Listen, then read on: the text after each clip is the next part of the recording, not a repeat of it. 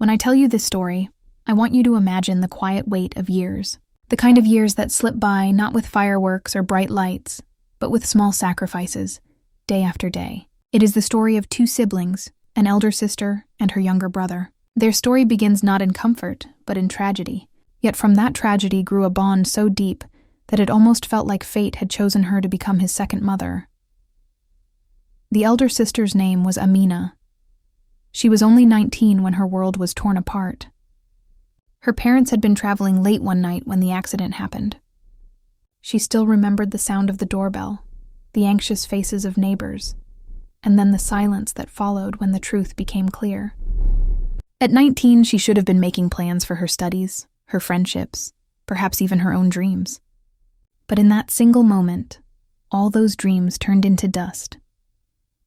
Beside her stood her younger brother, Zayan, barely 10 years old. His eyes were wide with fear, his voice trembling as he asked again and again, "What will happen to us now?" Amina didn't have the answer then, but she held his hand and whispered, "Don't worry, I'm here. I'll take care of you." That was the night she became more than just a sister. She became his guardian, his parent, his protector. Life was not kind in those early years. Their relatives showed sympathy, but sympathy doesn't pay rent or school fees. Some suggested sending Zayan to live with an uncle, or perhaps placing him in a boarding school. But Amina could not imagine letting him grow up without the warmth of a home. She decided she would be everything he needed, and so she stepped into a life she had never prepared for. The house they lived in was small, and their savings were modest. Amina left her own studies to take up work. She found a position as a teacher's assistant in a local school during the day and gave private tuition in the evenings. It was exhausting, but every time she saw Zayan's school uniform neatly pressed or watched him fall asleep with his books scattered around him, she felt her fatigue melt into determination. Zayan grew up with little awareness of the depth of her sacrifices. To him, Amina was simply Appa, the sister who cooked his meals, packed his lunch, stayed awake when he was sick, and clapped the loudest when he brought home good marks. She attended parent-teacher meetings, often being mistaken for his young mother. She didn't correct them. In some ways, the role had become her truth. There were moments when she longed for her own life, when she saw friends her age going to college, laughing at cafes, or talking about dreams of careers and travel, but she would remind herself that Zayan needed her more. Later, she would whisper to herself at night, "My time will come later. For now, I must make sure he never feels the absence of our parents." Years passed in this rhythm.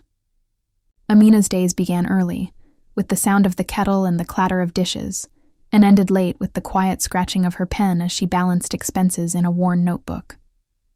Zayan meanwhile flourished.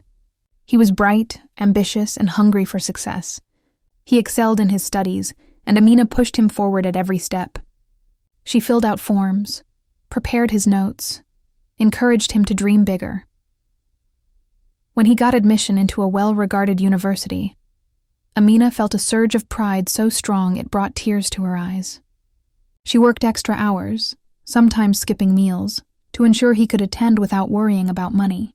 She pawned a piece of jewelry left by her mother, just so he could buy the laptop he needed. Zayan never asked where the money came from. He simply accepted it as though it was the natural order of things. And Amina never told him. Because to her, sacrifice was not a currency to be counted. It was love, quiet and unconditional. But life has a way of testing even the purest bonds. As Zayan grew older, his circle of friends expanded. He was drawn into a world Amina never had the chance to experience: parties, late nights, influential families. She would wait up for him, sometimes falling asleep on the sofa with the light still on. When he came home, he often brushed past her questions with a quick, "I'm fine, Appa. Don't worry so much." Amina noticed the change. He no longer shared everything with her the way he once had, but she told herself it was natural. He was becoming a man, after all, finding his own path. Still, she clung to the hope that no matter how far he went, he would remember the roots of his journey. By the time he graduated, Zayan had become a polished young man with ambition shining in his eyes. He found work in a prestigious firm, the kind of job that promised a comfortable life. Amina watched him put on his crisp suits in the morning, adjusting his tie in the mirror.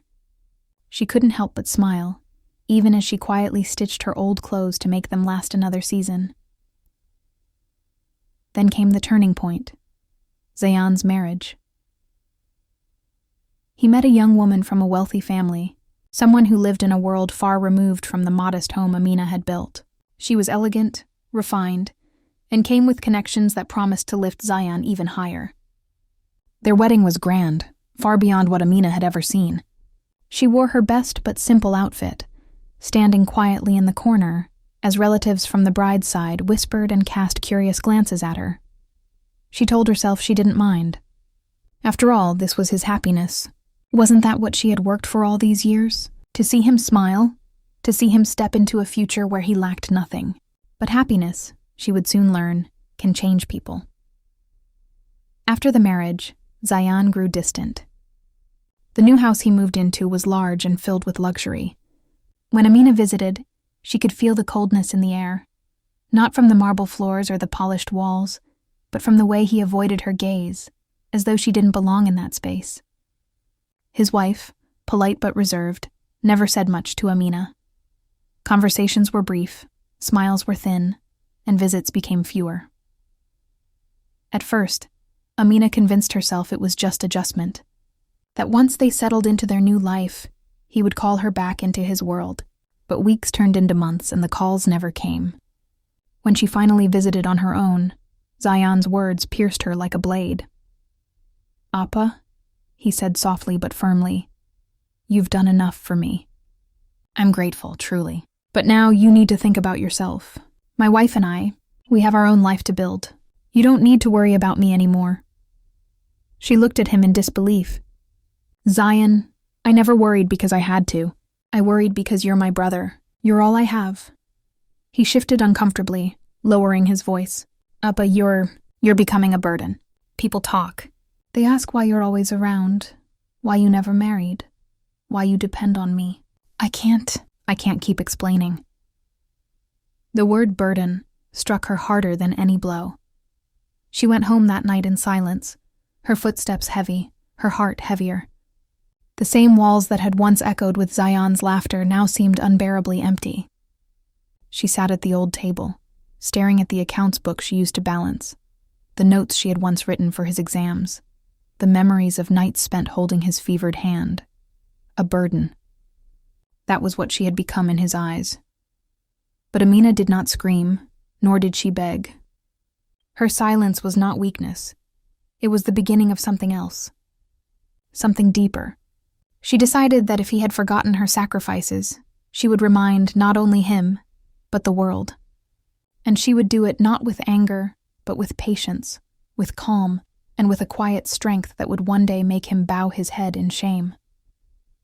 Her revenge, she decided, would not be loud. It would be steady, like the years she had given him. And so began a new chapter in Amina's life, the chapter of quiet preparation.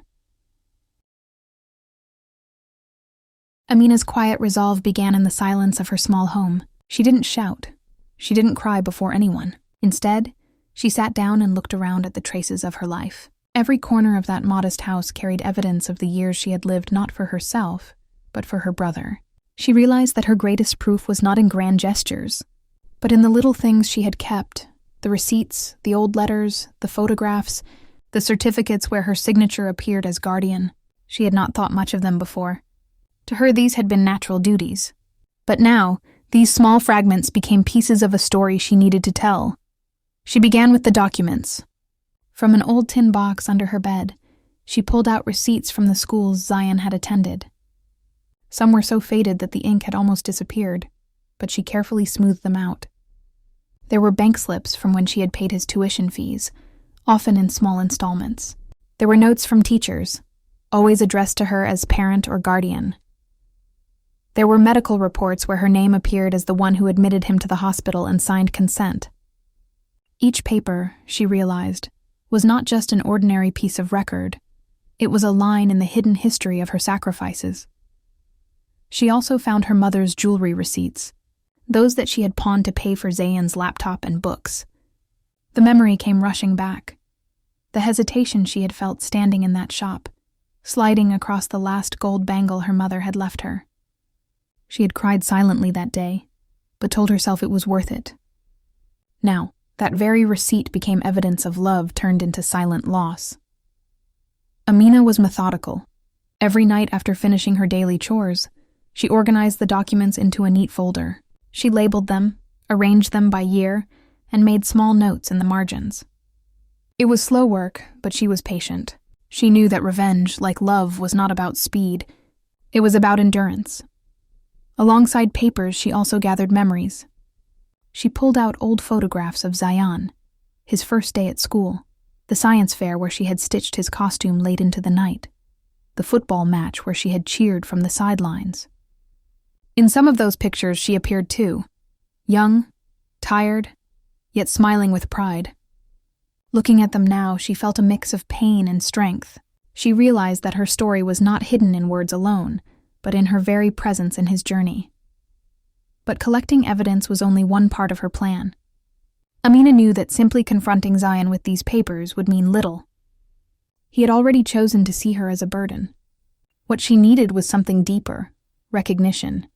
She wanted others, especially those who now surrounded him, to understand the truth. She wanted his new family, the wealthy circle he had entered, to see the real foundation of his success. And she wanted society, those who whispered about her, to witness who truly carried the weight of his achievements. To do this, she realized she must first earn her own space in that world. It was not easy.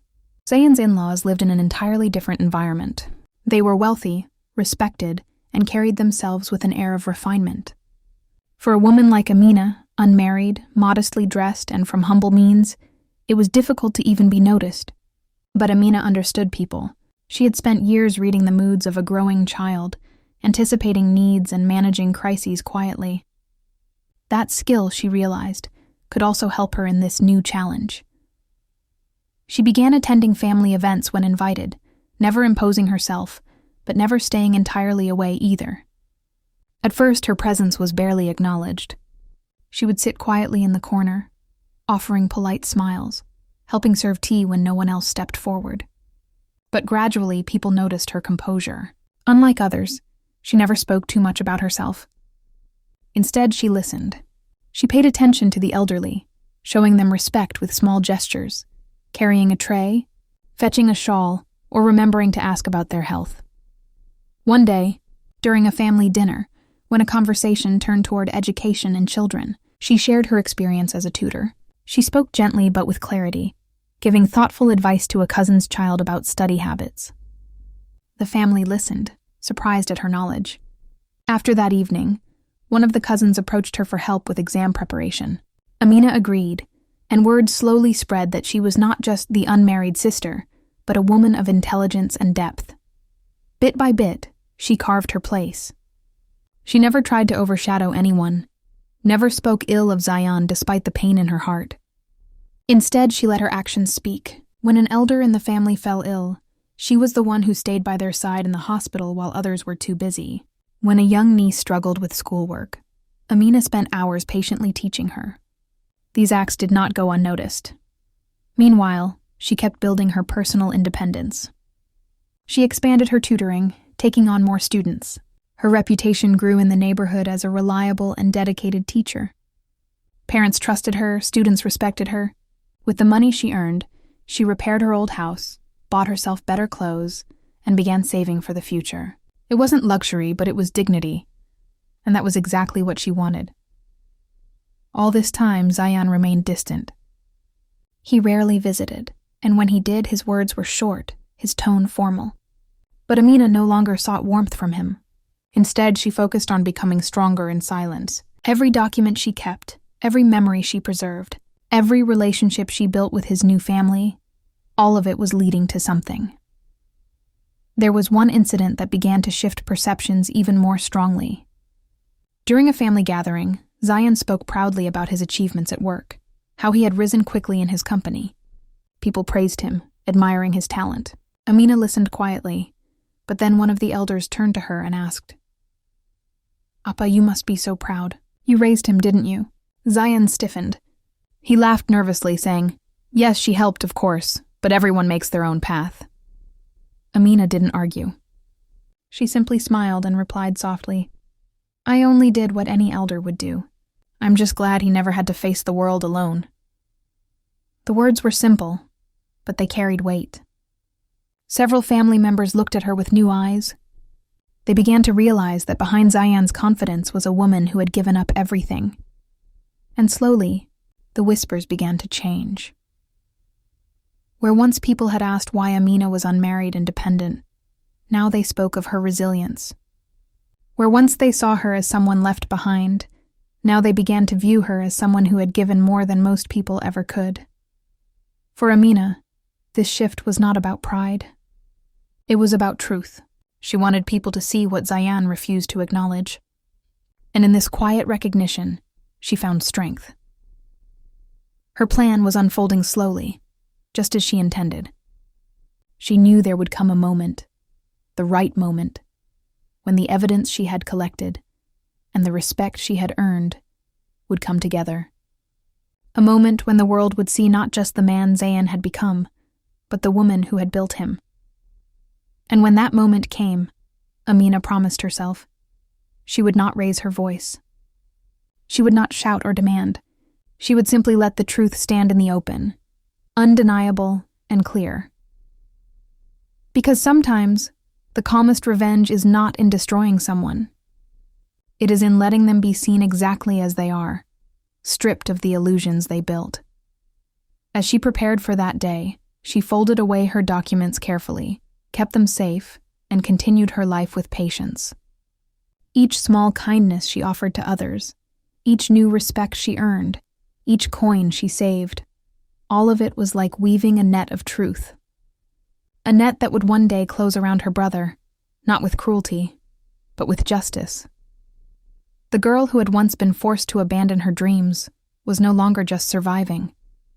She was quietly writing the story of her own dignity, and soon, the world would read it.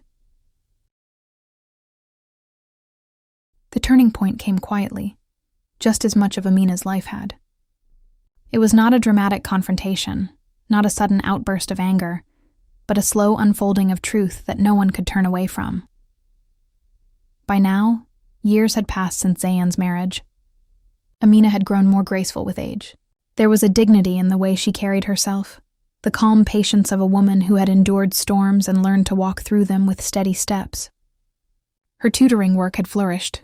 She was known in the community not just as a teacher, but as a guide, someone people trusted with their children's futures.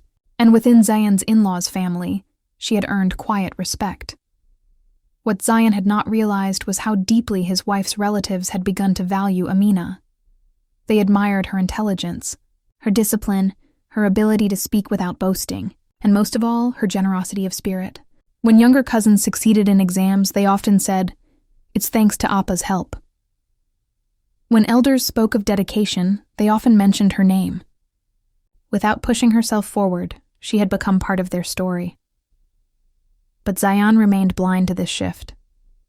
To him, Amina was still someone best kept at a distance, a shadow of his past, a reminder of the modest beginnings he was trying to rise above. He had become ambitious, almost consumed by the idea of climbing higher. And in his climb, he had convinced himself that acknowledging his sister too openly would weigh him down. Then, one day, an opportunity came for Zayan to host an important gathering. It was a community event, attended by his colleagues, his in-laws, and respected figures from society. For Zayan, this was a chance to shine, to display his success, his connections, his refined lifestyle. He wanted everything to be perfect. His wife managed the decorations, the catering, the arrangements, but it was one of his in-laws, an elder, who quietly suggested, "You should invite your sister, too. She is part of this family, after all." Zayan hesitated. His pride resisted, but refusing would have looked strange. And so, reluctantly, he extended the invitation.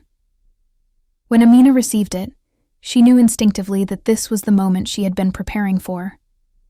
She didn't rush. She didn't tremble. She opened the folder of documents she had been collecting for years. The receipts, the school records, the medical slips, the photographs. She organized them into a neat sequence, placed them in an envelope, and kept them ready. But she did not walk into the gathering carrying them openly. No, her plan was more delicate than that. On the day of the event, she dressed simply but with elegance. A modest outfit, neatly pressed, with a small piece of jewelry that once belonged to their mother. When she entered the hall, she carried herself with quiet confidence. People greeted her warmly. Some of Zion's colleagues, meeting her for the first time, were surprised at her composure. She did not chatter, nor did she hover. She moved with grace, speaking when spoken to, smiling gently, listening attentively. As the evening progressed, speeches were made, accomplishments were praised. Zion stood proudly at the center, speaking of his journey, his hard work, his rise from modest beginnings. He painted himself as a self-made man, strong, determined, unshaken.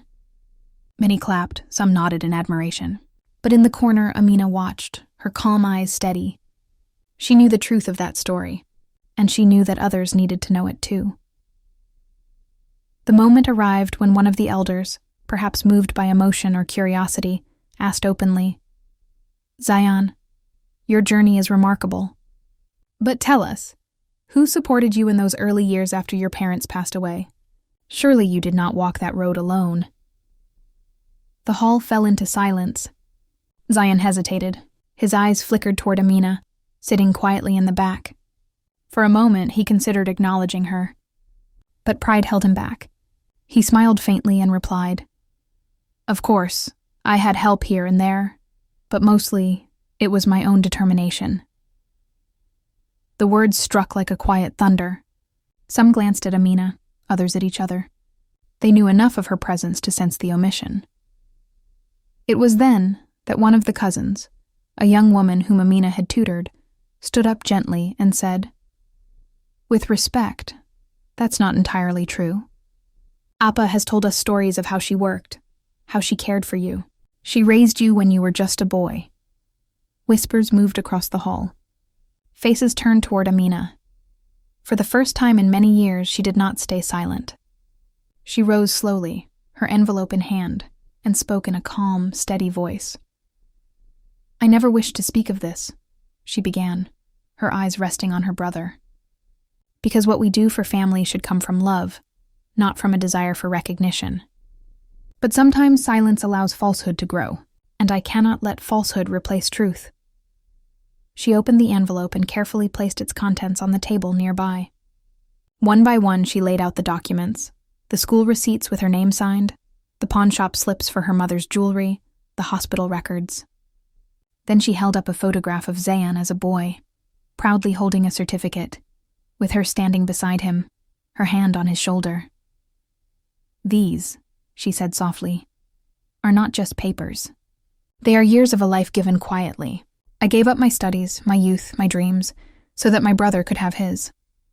I do not regret it, not for a single moment. But when the world is told that he built everything alone, when I am called a burden after all these years, then the truth must be spoken." Her words were not loud, but they filled the room. The silence that followed was heavy, not with confusion, but with realization. People looked at Zion, whose face had turned pale. His wife glanced between him and Amina, her expression shifting from surprise to deep unease. One of the elders spoke, his voice thick with emotion. "Zayn, you should be ashamed. A man who forgets the hands that carried him is not great. He is small. All your success rests on her shoulders, and you have treated her as a burden." Others nodded, some even scolded him openly. His colleagues looked at him differently now, not with admiration but with disappointment. The respect he had been building in their eyes began to crumble. Zion tried to speak, his words stumbling. I didn't mean... Appa, I was only... But Amina raised her hand gently. "Do not explain. You made your choice. I made mine long ago, when I promised a frightened 10-year-old boy that he would never be alone. I kept that promise. What you do with that truth now is not for me to decide." With that, she gathered her envelope and sat back down. Her calm was unshaken, The storm raged around her, but she remained at peace. In the days that followed, word spread quickly.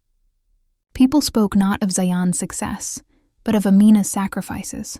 His in-laws, once polite but distant, now sought her out with genuine respect. They invited her, included her, and openly praised her resilience. Society, which had once whispered about her unmarried life, now spoke of her strength, her quiet dignity. Zayan, meanwhile, struggled under the weight of his shame. His colleagues no longer looked at him the same way. At home, his wife questioned him, asking why he had hidden such truths, why he had treated the very person who made him who he was with such disregard. In the end, Zayan came to Amina's door. He stood there hesitant, like the little boy he once was. His voice trembled as he said, "Appa, forgive me. I forgot everything you did. I let pride blind me. Please, let me make it right." Amina looked at him for a long moment. Her eyes were neither harsh nor soft, they were steady. "Forgiveness is not mine to give or deny," she said. "The years are gone. The sacrifices cannot be returned. What you do from here will decide who you are, not for me, but for yourself." She let him in, but she did not erase the wound, because some lessons must remain. Her revenge had never been about destroying him. It had been about opening the eyes of others, and perhaps eventually his own. She had achieved that, without raising her voice, without bitterness. She had let the truth speak for itself, and in that truth, she found peace. The world saw her now, not as a burden, but as the backbone of a man who had once forgotten her. And though her life had been filled with sacrifice, in the end, her calm revenge had given her something priceless, dignity restored. So when people asked her later why she had done it, why she had exposed him in such a way, she only smiled and said, "Because sometimes, the quietest voice is the one that lasts the longest."